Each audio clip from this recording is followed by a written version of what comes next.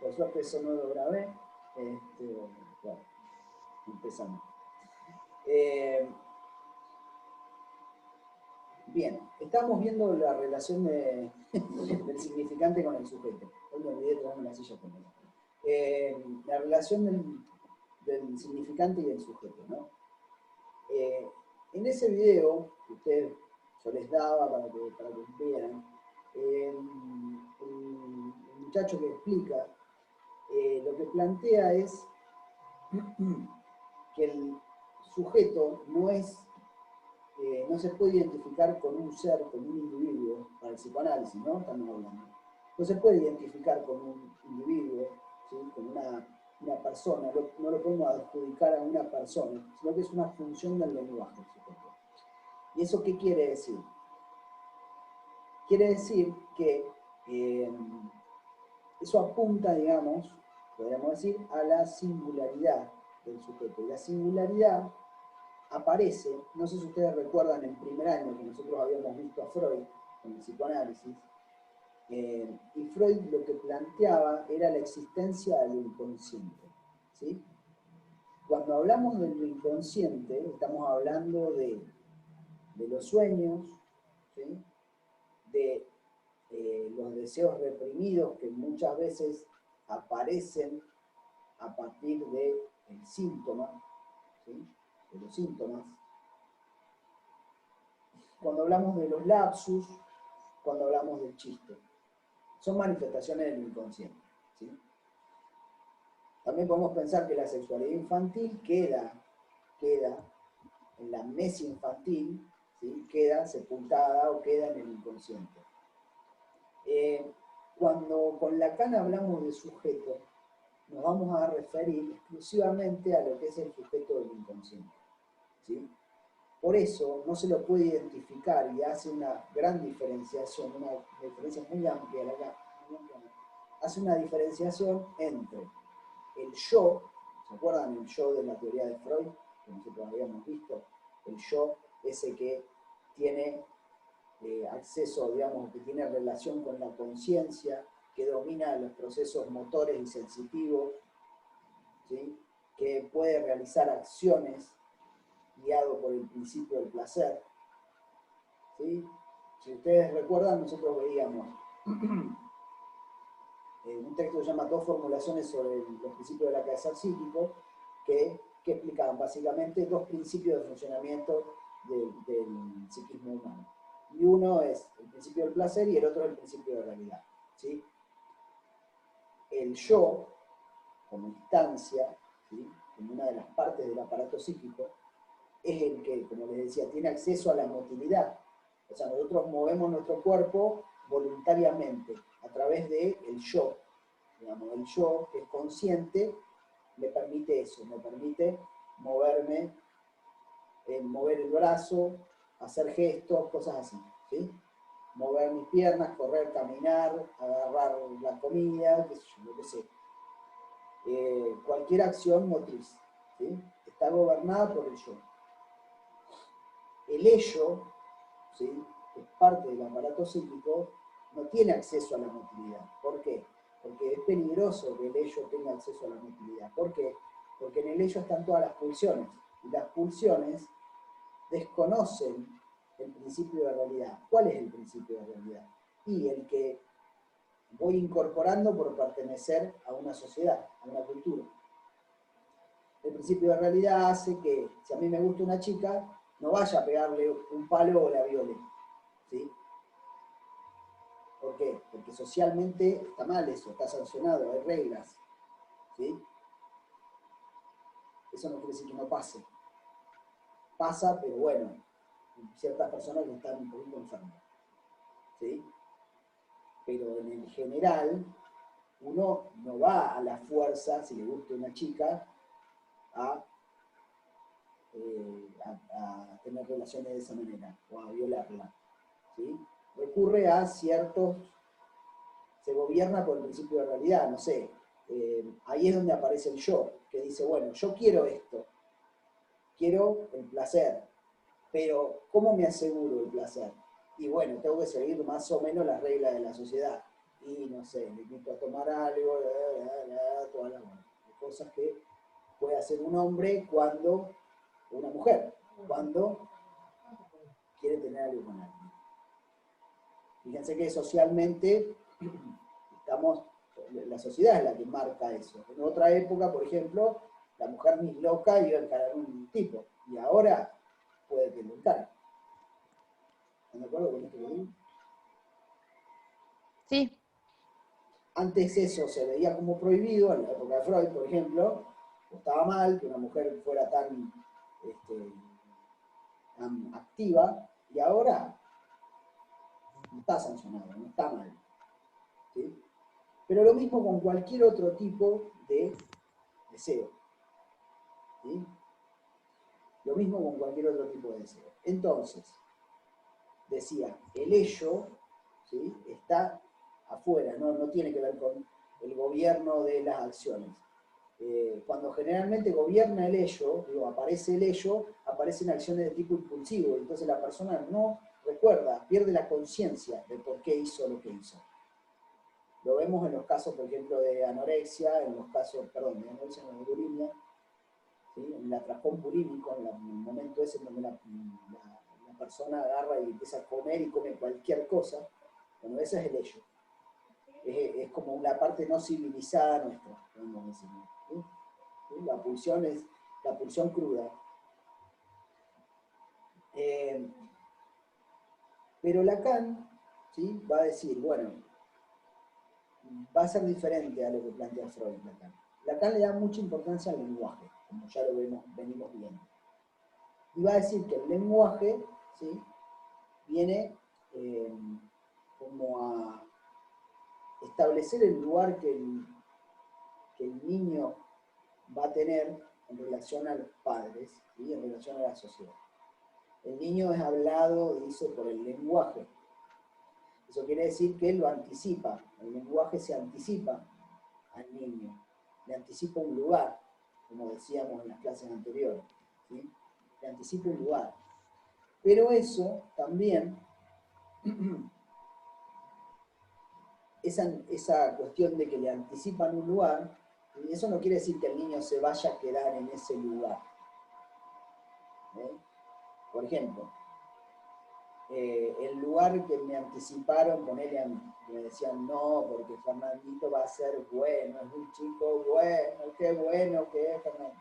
El lenguaje, ¿sí?, la palabra bueno, lo que significa, que significará cosas distintas, ¿sí?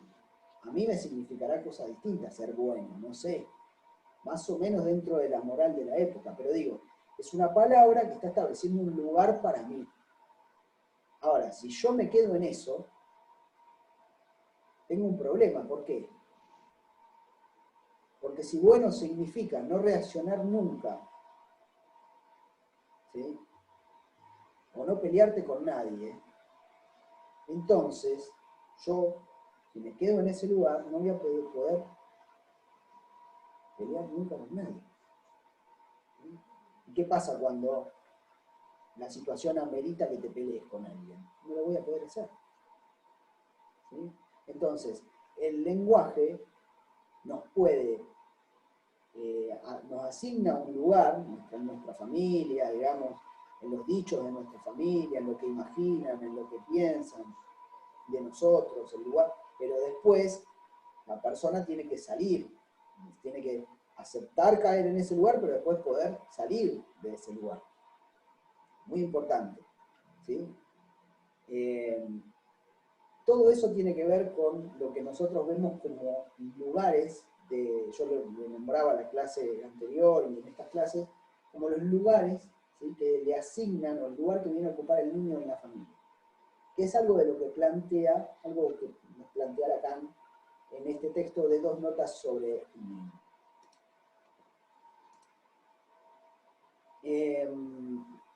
Ese texto es muy complejo, ¿sí?, es muy misterioso el texto. Por eso yo les decía, bueno, vayamos a la lectura de otro texto que por ahí nos trate de explicar un poco más desde lo básico, desde el concepto un poco más básico, qué se está refiriendo Lacan con esto de, por ejemplo, que el niño realiza el objeto del fantasma materno? ¿Qué quiere decir? Bueno, bien, para eso las mandaba a la lectura de otro texto. Yo hice un pequeño recorte de algunas de las frases más significativas y más ordenadoras de ese texto, y lo que voy a hacer es compartírselos en pantalla, así podemos ir leyendo un poquito eso y pensándolo, ¿sí? Y después por ahí sí retomar 2 notas sobre el niño, tratando de ubicar más que nada esto, los lugares del niño en la familia. Bueno, les voy a compartir eso.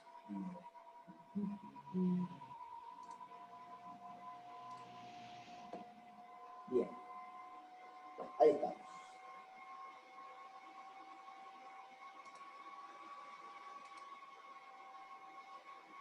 Bueno, bien. Lo primero que nos plantean, lo ven ahí, ¿no? ¿Sí? Dice,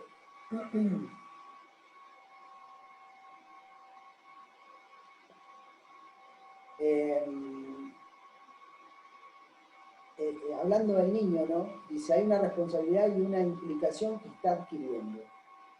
El niño está alienado al otro, que es lo que les vengo diciendo, esto de ser bueno, por ejemplo, es la alienación. Y cuando dice otro, ¿sí? Está hablando no solamente de la madre, ¿sí? Cuando Lacan habla del otro, o el término otro en Lacan, refiere, después les voy a pasar un diccionario lacaniano, refiere al lenguaje, al discurso, a la cultura. ¿Cómo? Digo, estamos hablando de que los padres, ¿sí? El niño, forman parte de una cultura, ¿no? Forman parte de una cultura. Vienen insertos en una cultura, ¿sí? En una determinada época, vienen con sus antecedentes familiares, ¿sí? Muchas veces se ve, cuando un padre nombra a un hijo, a veces se ve el nombre de un abuelo, de un tío que tuvo, de alguien significativo, de alguien que tiene, ¿sí? Se nombra también, o sea, el lenguaje determina cierto privilegio de ciertos significantes. Por ejemplo, en mi familia es muy importante el trabajo, ¿sí? ¿Sí? Vienen con una tradición de, sí, hay que romperse el lomo, hay que laburar, que esto y lo otro, hay que laburar para ganarse el pan. Bueno, vieron que hay un montón de frases que hay dentro de las familias que uno a veces se encuentra diciendo, si alguien te pregunta, che, ¿por qué es así? ¿Alguna vez te preguntaste por qué es así? ¿Por qué tiene que ser así? Porque aquel no labura y le va genial.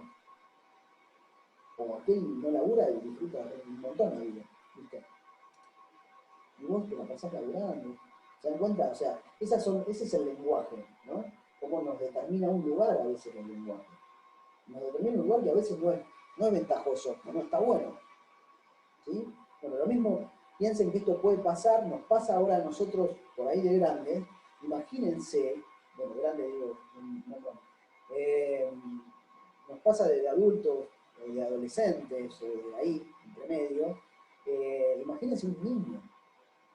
El nene, si nosotros podemos quedar alienados, imagínense un nene que viene al mundo y no, nada más puta idea de dónde está. ¿Sí? El nene es un objeto privilegiado para quedar alienado al otro. Cuando digo el otro, estamos hablando del lenguaje, de la cultura, de nuestras familias, pero también, por otro, se puede entender el lugar primordial que tiene la madre, o la función materna. ¿Sí? Piensen por qué el lugar primordial, porque es la madre, en su defecto cualquiera que cumpla la función materna, puede ser una abuela, puede ser una tía, puede ser, digo, no importa, puede ser un padre. ¿Hola? ¿Iban a preguntar algo? ¿Luli? No, Agus dijo hola, me parece. Se Ah, sumó Agus. Me puedes al fin el celular. Desde el celu pudiste entrar. Bueno, prosigan. Bueno, gracias. Bien. Entonces, digo, una madre, ¿sí? O una función materna cumple primero una función interpretante de ese niño que lo único que hace al nacer es gritar, si tiene una necesidad. No articula ninguna palabra, pero sí articula algo en lenguaje. Palabra, lenguaje, son cosas diferentes. Articula algo en lenguaje. ¿Por qué articula algo en lenguaje? No es que el nene grita porque quiere comer. Eso lo aprenderá después, como un hábito tal vez. Pero grita y hay alguien que interpreta, que es la madre. ¿Sí? ¿Y por qué interpreta a la madre? Porque pertenece a una cultura en donde se usa el lenguaje para decir lo que queremos. ¿Sí? Para decir lo que nosotros necesitamos, usamos el lenguaje. Y eso se le pide a un niño, ¿no? Entonces, ¿está alienado al otro? ¿Y cómo lo vemos al comienzo, en esta alienación? Y porque es otro el que le interpreta eso. ¿Qué carajo sabe la madre qué le pasa al nene en su cuerpito? No sabe. Pero el otro lee, interpreta, actúa, ¿sí? De acuerdo a su propio deseo, ¿sí? A su deseo. Y entonces el nene, que no tiene otra, acepta eso. ¿Sí? Le da la teta y el nene toma la teta. ¿Sí? Y la pasa genial. ¿Aceptar tiene que ver con adaptación o estás queriendo decir otra cosa? Estoy queriendo decir que al nene no le queda otra. Ok. La madre le enchufa la teta y el nene chupa. ¿Pero por qué? Porque tiene un reflejo que hace que chupa. Y porque eso le genera cierta, como veíamos con Freud, cierto placer. Claro. ¿Sí? En ese apuntalamiento que dio Freud genera un placer. Eso. Entonces el nene queda alienado al deseo materno, porque es la madre la que quiere que tome la teta. ¿Se entiende? Sí, sí. Es la madre la que quiere que tome la teta. No es el bebé que quiere la teta. En un primer momento es la madre la que le ofrece ese objeto. Entonces puede quedar alienado a ese deseo de la madre. ¿Sí? Alienación, después dice propiamente, alienación propiamente constitutiva. O sea que eso es importante que pase, es constitutivo para el niño que alguien venga con su deseo a responder a eso que parece una demanda. ¿Sí? O sea, que alguien le enchufe la teta o le cante o lo mire o lo acaricie o lo que sea que responda al deseo del otro, de la madre. ¿Sí? El niño es necesariamente dependiente de otro que lo anticipa, ahí está la anticipación, el nene no está pidiendo nada, es la madre quien anticipa, y dice, ah, tiene sueño, ah, tiene hambre, y le doy la teta. ¿Sí? Ahí anticipa y lo constituye. ¿Por qué lo constituye? Porque antes de que el niño pudiera decir algo, había un cuerpo. Ahora, cuando la madre le enchufa la teta, hay un cuerpo que obtiene placer en esa actividad de succión. ¿Sí? Ya hay otra cosa distinta de un organismo. ¿Sí? Lo que introduce Freud, ¿sí? En esa relación, estamos hablando del niño y del lugar que empieza a tener, lo que va a introducir Freud, ustedes lo saben, a través del complejo de Edipo, es una ley que es la prohibición del incesto. Dice que prohíbe al niño,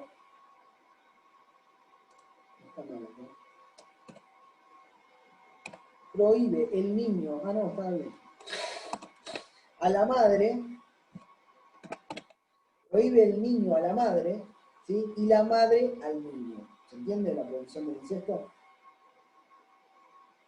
Lo prohíbe en el sentido sexual, ¿sí? Sexual genital. Primer modo de entrada de la castración, vehiculizada por el padre. O sea que es el padre el que, de alguna manera, pone a jugar eso. ¿Sí? Pone a jugar la castración. ¿Qué castración? La del niño con respecto a la madre y de la madre con respecto al niño. ¿Entienden? Es una castración que no es la castración que estamos acostumbrados a pensar en Freud, que es que al nene le van a cortar el pito y se sigue haciendo amigo con la madre. Es otro tipo de castración. Es que se prohíbe que la madre sea objeto del niño y que el niño sea objeto de la madre. ¿Sí? Dice Lacan, es la ley reguladora. ¿Sí? Pero que también hay otras leyes. Por eso habla de que Lacan se ocupa más de la estructura y de la entrada del nombre del padre en la metáfora paterna, que organiza todo el psiquismo del niño y por supuesto la relación de a la castración materna. Cuando hablamos de la metáfora paterna, y por eso está bueno que diga metáfora paterna y que no diga padre, porque si no nos quedamos pensando que es el padre. Entonces, ¿cómo pasa con la... Nos quedamos pensando erróneamente que es el padre como figura real, ¿viste? Que haya un padre, el que viene e introduce ahí y dice, no, vos con tu mamá no podés, y bla, bla, bla, bla, bla. Y Lacan dice, no se trata de eso.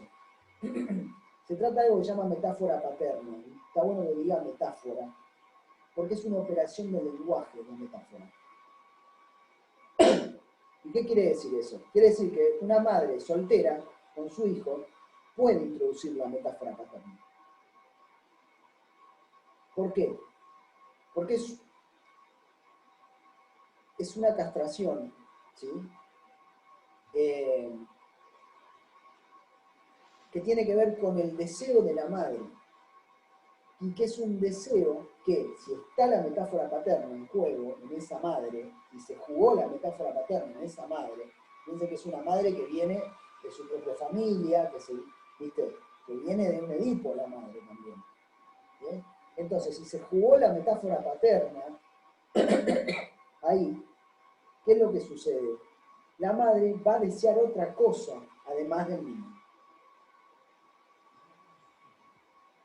Dice acá, la castración materna dada por un deseo que lo habita más allá del niño. ¿Sí?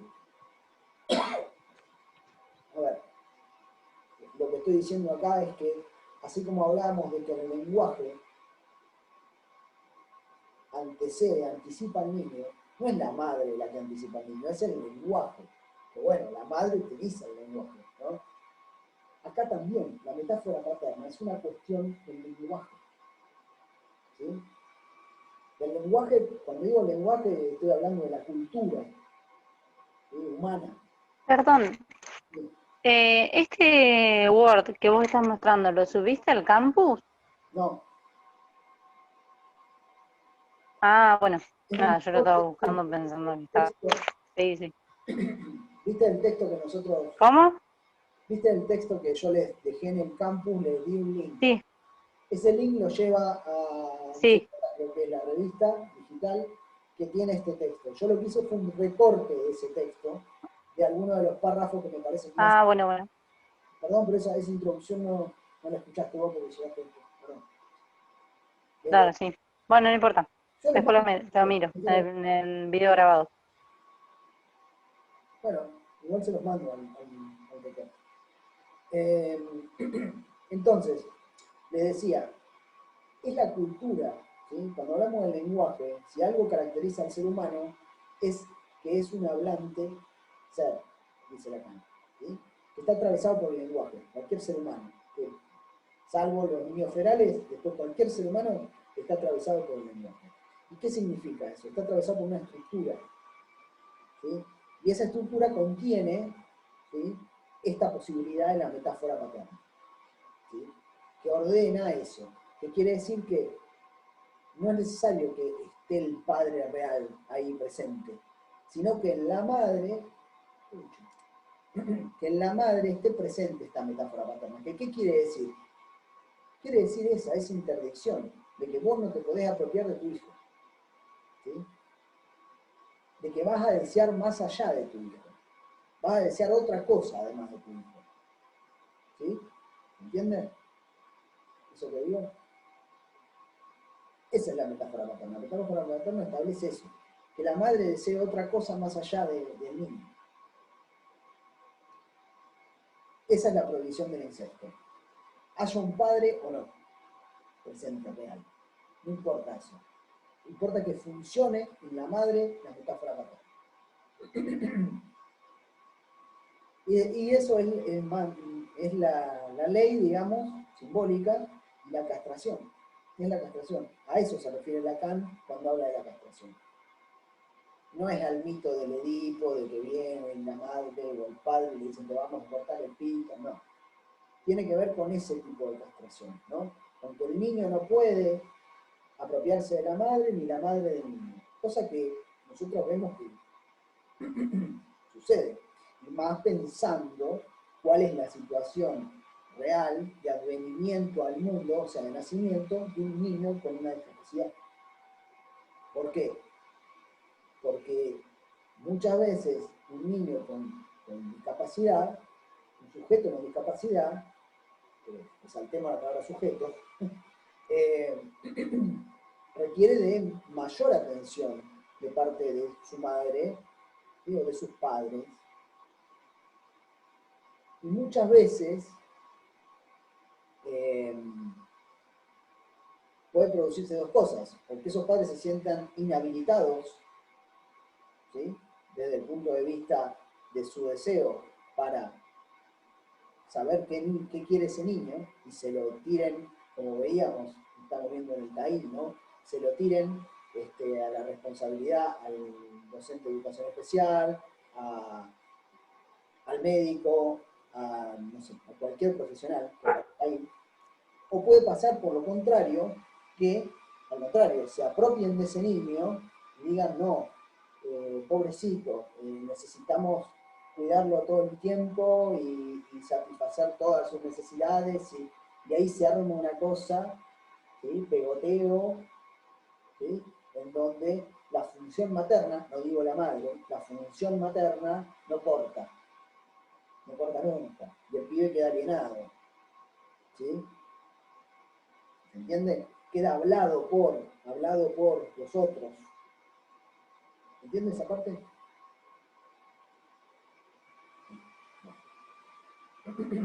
O están leyendo más abajo. Dice, todo niño responde de manera particular frente al encuentro con la castración paterna.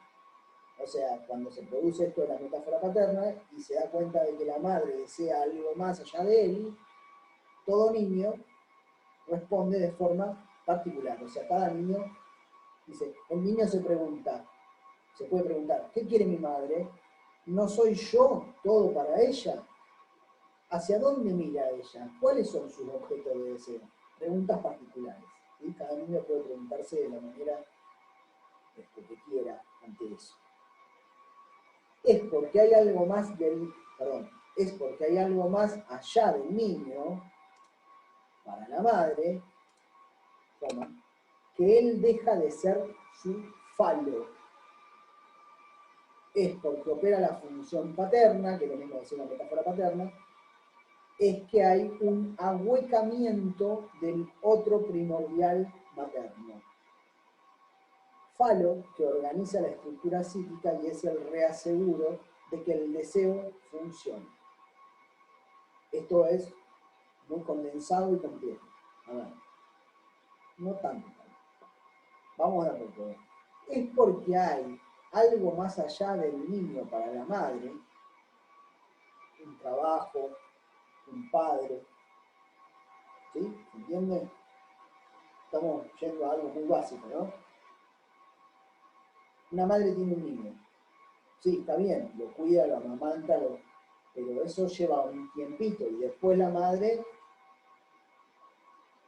tiene otras cosas que hacer, ¿no? Tiene depositado su deseo en otras cosas. Puede ser en el padre, puede ser en sus otros hijos, puede ser en el trabajo, puede ser en lo que sea, que le produzca deseo a esa madre. Bueno, pero pasa que hay madres con hijos con una discapacidad y todos esos deseos como que lo retienen para ocuparse al niño, digamos. Es lo que Pasa, también sucede. ¿no? Es lo que vimos también en la entrevista del otro día, que hablaban también de eso. Exactamente. Que como que todos sus deseos lo dejan de lado para cumplir a los deseos de ese niño con esa discapacidad. Algo así es lo que usted habla, sí. Exactamente. Ahí la pregunta que cabría es, ¿pero es el niño el que está demandando todo eso? ¿O es la respuesta también particular que genera en una madre el encontrarse con un niño con discapacidad? ¿Entiendes? Ahí no hay nada que diga que, no hay ley que diga que la madre cuando tiene un hijo con discapacidad tiene que dejar de lado todo su deseo. No, Claro, es no. elección de la propia madre eso. Es como lo puede llevar ella. ¿Entiendes? No estamos con un Claro, dedo sí, acusador acá de decir, no, mamá, qué mal, no está la metáfora paterna. No. Pero Sí. sí Pero tenemos que sucede, ahí tratar esto. varias veces señalan. Sí, pero seguro, pero no está. A ver, hay algo que No es una ley, está digamos. ocurriendo en su propia vida también y que puede obstruir el más allá de ese niño. Ese es el problema. ¿Sí? El problema es el efecto que eso puede tener para la autonomía del niño. Ahora, habrá que ver cómo se interdicta eso, o sea, cómo se castra eso, ¿sí? Para que el niño pueda ir más allá. De hecho, pudo ir más allá, pero porque hubo alguien que intervino ahí, ¿no? Y porque el deseo de la madre, igual, por más de que estaba muchísimo en el niño, igual estaba en sus hermanos. ¿Sí? Por eso yo le pregunté a Vicky, bueno, ¿cómo hacías travesura? ¿Tu madre te prestaba atención a vos también? Sí, entonces también estaba el deseo en ella. ¿Sí? Estaba puesto sobre sus otros hijos. Bueno, sobre ella en ese caso. No se trata de una cuestión fenomenológica, digo, no es una cuestión de lo que hace o deja de hacer la madre, es como una cuestión de estructura, ¿sí? Y que uno ve que el deseo está puesto por ahí en otro lado, ¿sí? En la madre. ¿Mabel? Sí. ¿Me querías preguntar algo? No. Yo apago la cámara porque estoy arriba en mi casa, en el segundo piso, y se me corta internet, si no. ¿Perfecto? Pero sí, mira, ya que me dijiste, te voy a preguntar algo. A veces también, dos cosas. Una, que no es necesario tener un hijo con discapacidad. Hay muchas madres que lo hacen con cualquier hijo. Y segundo, que también hay todo lo contrario, Sí, que no se ocupan para nada de su hijo. claro, Y ese también es un lenguaje. sí. Sí, eso es, habría que ver, ¿no? Pero podemos decir que ahí falla algo del deseo, por ese hijo. Y que no ocupa, fíjense que acá dice, acá deja de ser el falo, ¿no? Pero en ese caso ni siquiera se constituye como el falo. Ahora vamos a ver qué es el falo. Sí, y eso también trae problemas en la constitución subjetiva, sin duda. A ver, sin duda. Sí. Dice, todo niño responde, bueno, no, ya lo dije, es porque hay algo más allá del niño para la madre que él deja de ser su falo. Se va a cortar en cualquier momento. Que él deja de ser su falo. Si ustedes recuerdan, Como que deja de ser importante de la madre. Como que sí, el niño se pregunta. Es como cuando llega otro hijo. Eso, que él se pregunte cómo... el falo es eso que la completa la madre. ¿Se acuerdan de que Freud decía en el complejo de castración, hablaba del fálico y del castrado?